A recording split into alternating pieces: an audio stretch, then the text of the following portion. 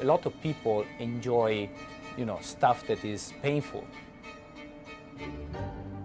So I was one of these persons that say, oh, I eat always chili pepper, I can eat more and more and get accustomed to that and get to the next step and get always hotter chili. In reality, it's not so simple. Most of the time you're, oh, it's hot, and then you take another one and say, well, it will be less, and it's even more. It's not that more you eat, less you perceive that. Hello, my group and I will be discussing the molecule capsaicin.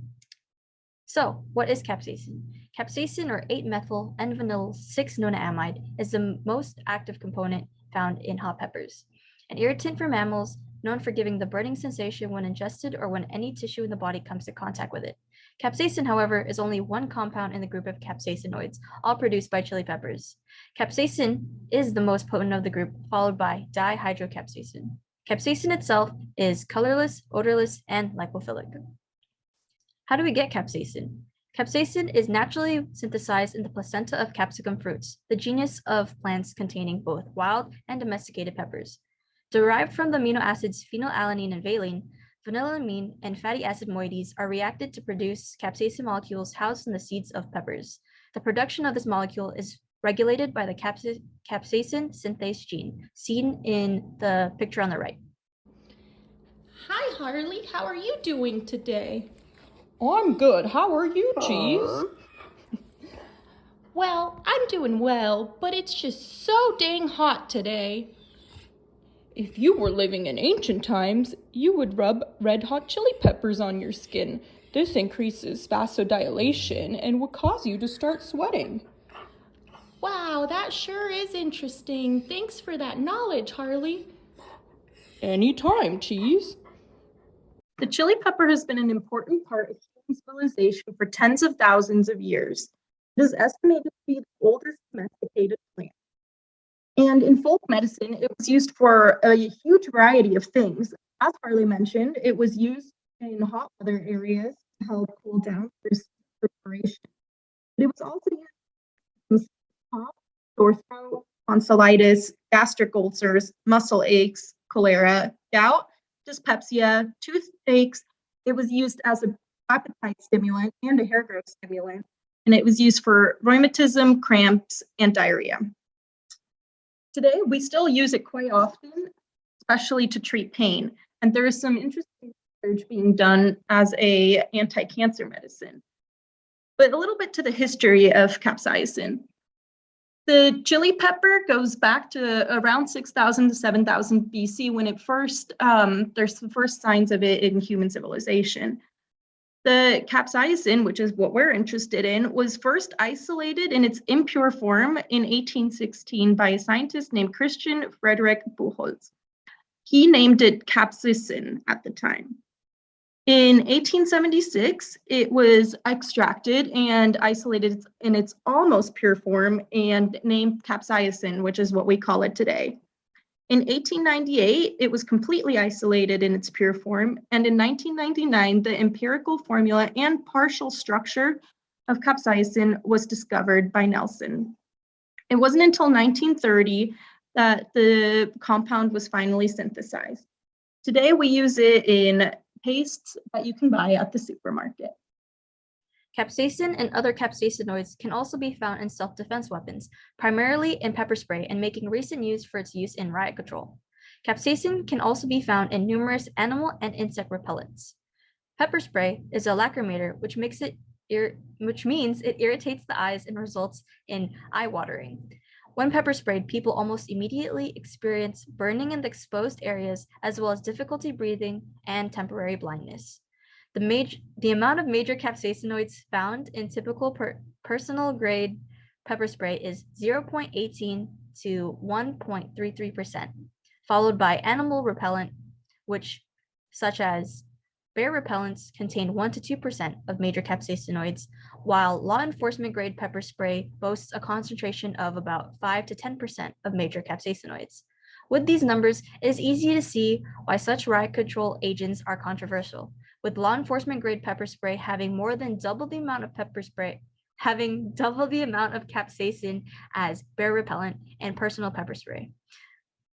More capsaicin also means that the effects of the weapon are more drastic and last a lot longer.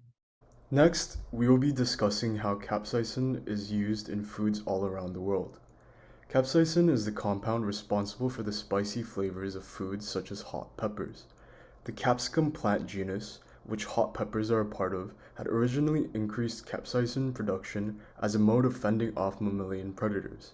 However, humans started to get used to the painful burning sensations caused by capsaicin, and as they became less bothered by it, they started craving more of it. Today, capsaicin is a prominent ingredient in cuisines all around the world, especially in Mexican cuisine, Indian cuisine, Southeast Asian cuisine, and Spanish cuisine. Spiciness of different foods can be measured in Scoville heat units. While pure capsaicin has approximately 16 million Scoville heat units, most peppers lie between 1,000 to 1 million SHU, SHU being short for Scoville heat units.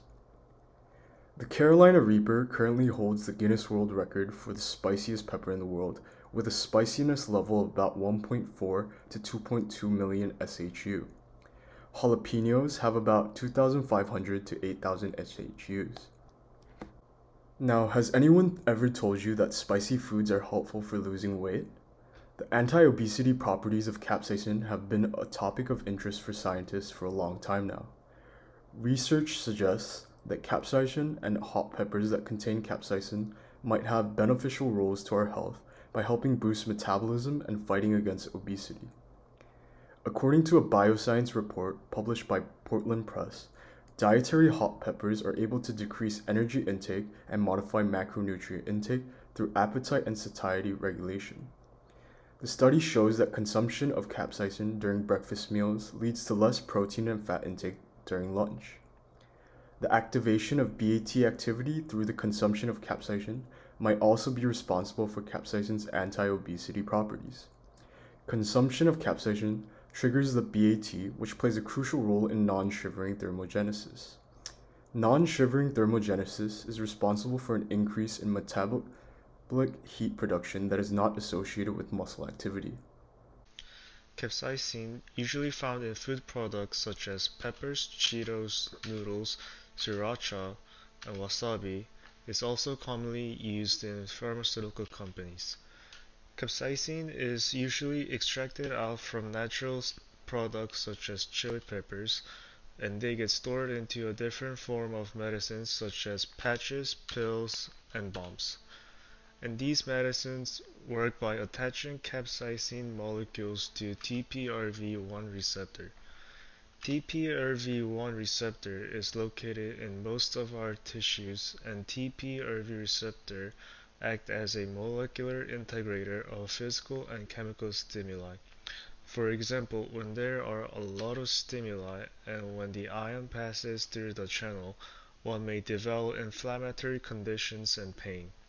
However, application of these capsaicin-containing medicines such as these leads to high doses of capsaicin molecules and overstimulate the TPRV1 receptors. The prolonged exposure to capsaicin causes the receptor to become less sensitive to neuropathic pain caused by other stimuli, and thus the patient can relieve pain. Arthritis pain.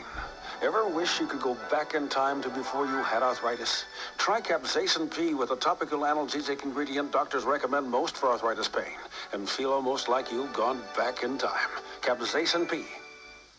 Now that you guys have learned all the different unique properties and characteristics of capsaicin, try to remember why you're in so much pain the next time you eat something extremely hot or spicy. Thank you guys so much for listening.